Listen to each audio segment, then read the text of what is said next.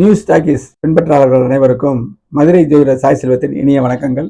இப்போ நான் சொல்லப்போகிற தலைப்பு சந்திராஷ்டமம் எல்லோரையும் பாதிக்காது, எல்லோரையும் பாதிக்கும். இதை விளக்குறேன். யாருக்கு பாதிக்காது?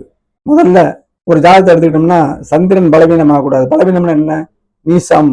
அதுக்கடுத்து பலவீனம் என்ன? பாவத்துவம். சனி செவ்வாய் தொடர்பு. ராகு இருந்தாலும் சுத்தம், அம்மாவே நல்லா இருக்க மாட்டாங்க அப்படின்னு சொல்ல முடியாது. கடக வீடு 4ஆம் இடம் பார்க்கணும்.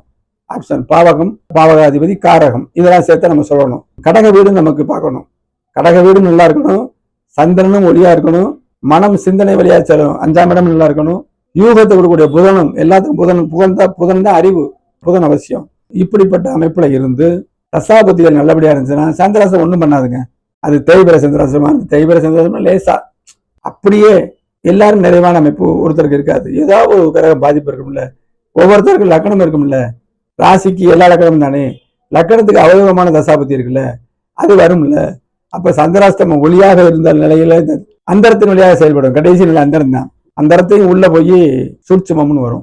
சரியா? அந்த மாதிரி அமைப்புகள் கடுமையா இருக்கும்போது இந்த சந்திராஷ்டமம் அடிப்படையில் பலம் இருந்தாலும் லேசாயிடரும். உண்மைதான். சரி, இது பாதிக்காத அமைப்பு. பாதிக்காத அமைப்பு கடக வீடு பாதிக்கப்பட்டு சந்திரன் ஒளி குறைஞ்சு சிந்தனை ஸ்தானம் பழுதுபட்டு புதனும் கெட்டு இவரை லக்கணம் கெட்டு இருக்கிறவங்க 8ஆம் இடத்துல சந்திரன் ஒளிநிலை இல்லாத அமாவாசை அமைப்புல இருக்கும்போது சந்திராசம் வந்துச்சுன்னு வச்சுக்கோங்க, அன்னைக்கு அஷ்டமி திதின்னு வச்சுக்கங்களேன், சொல்லவே வேணாம். கிறுக்கு பிடிச்ச மாதிரி இருப்பாரு அந்த 2 நாளும். உறுதியா சொல்லுவேன், அந்த நாள் அப்படி கனெக்ட் ஆகும். சந்திரன் நல்லா கேளுங்க, சந்திரன் கெட்டு, ஆரம்ப நிலையில் சந்திரன் கெட்டு, கடக வீடு கெட்டுன்னா என்ன, சனி செவ்வாயாக வச்சுக்கோங்க, வேற ஒண்ணும் இல்லை. கெட்டு அந்த ஸ்தானத்துக்கு மறைஞ்சு வெளிச்சமா இருந்தா கூட தடுமாறி எந்திரிப்பாரு. ஆனா பாவத்துவங்கிறது செவ்வாய் சனி ராகு முக்கூட்டுக்கிறவங்க முப்பெரும் பாவியர் சொல்ற அமைப்புல அந்த பாதிக்கப்பட்டிருந்த அடிப்படையில 5ஆம் இடம் பாதிக்கப்பட்டு இப்படி இருந்தா தசாபுத்தி, அந்த சம்பந்தமான தசாபுத்தி வராமல் ஒரு யோக தசாபுத்தி வந்தா எடுத்து வாழ்ந்துட்டு போயிடுவாரு. சிந்தனை அவற்றை நல்லா இருக்காது, ஆனா பணம் இருக்கும். பணம் இருக்கிற குணம் இல்லைங்கிறது இதுல வரும். அப்படிதான் இருக்கும்போது சந்திராசிரமம் கடுமையா இருந்தா பாதிக்கும் கண்டிப்பா. இது தேய்பிர அமைப்பும் அஷ்டமி திதி வந்தா 2 மடங்கு கிறுக்கு பிடிச்ச மாதிரி இருப்பாரு கண்டிப்பா. அப்புறம் அவரே எந்திரிக்க முடியாம மனம் குழம்பி இருக்கும்போது என்னத்தை போய் வாங்குவாரு, ஆர்ட்ட என்னத்தை முடிவு எடுப்பாரு? அடிச்சா ஒரே அடி, அவருக்கு எதுவுமே செய்ய முடியாத நிலையில அது கொடுக்கும். மன தெளிவு இருக்கும்போதுதான் முடிவை தவிர்க்கணுமா, முக்கியமான முடிவுகளை நம்ம அதை செயல்படுத்தணும், நல்ல ஓர பார்த்து அப்படிங்கிற அமைப்புக்கு வரணும். இங்க எதுவுமே இல்லையே, சந்திராசனம் அப்படி படுத்தும். வளர்பிற அஷ்டமி, தேய்பிர அஷ்டமி கணக்கு இருக்குது.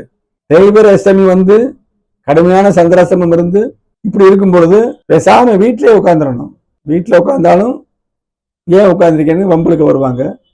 நீங்க ஒரு அமைதியா இருந்தா கூட ஒருத்தர் வம்புல அது நம்மளோட அமைப்புப்படி பொறுத்து போகணும்.